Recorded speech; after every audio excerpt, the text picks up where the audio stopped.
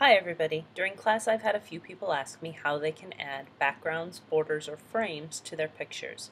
So we're going to take a quick look at how to do that.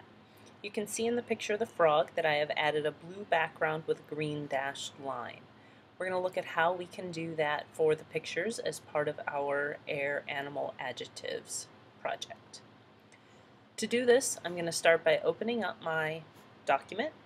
Once I have that open, I'm going to do a Google search for the picture that I need. So I'm going to work on the lion. I did a search for lion. I'm going to go ahead and use this picture. So I'm going to click on the picture, and over on the right hand side I'm going to click full size image. This gives me just the image on the page. What I need is this web address. So right up here at the top, I'm going to click once so that everything is highlighted, and then I'm going to go up to Edit, and I'm going to copy this. Once I have the URL copied, I'm going to go back to my document. In my document, I'm going to position my cursor right underneath my sentence, and then I'm going to insert. And instead of inserting an image, this time I'm going to insert a drawing. Now the drawing palette opens up, and you will see we have an image icon. This is where I'm going to paste the URL that I just copied. Give it a click, and now I can go into Edit and Paste. So there's my URL. I'll click OK. Here's my picture. Now I can resize my picture a bit. Once it's resized, I can come up here to the tools and choose a shape.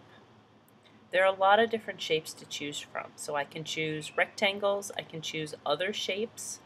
Here's the frame corners that I'll show you I used on the chipmunk picture.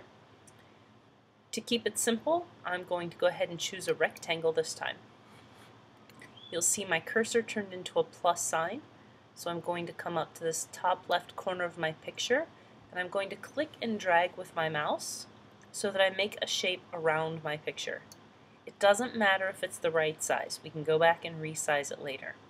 You'll see once I let go, my square is filled in blue with a blue line. I can go ahead and change this using the paint bucket and make it any color that I want.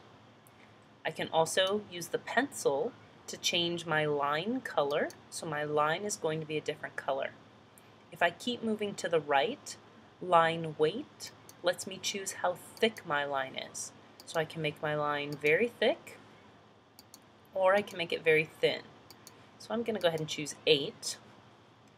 I can also change the style or the dash of the line. Right now it's solid, but I can make it dots, or I can make it dashes or dots and dashes. I'm going to go ahead and keep it straight for this one.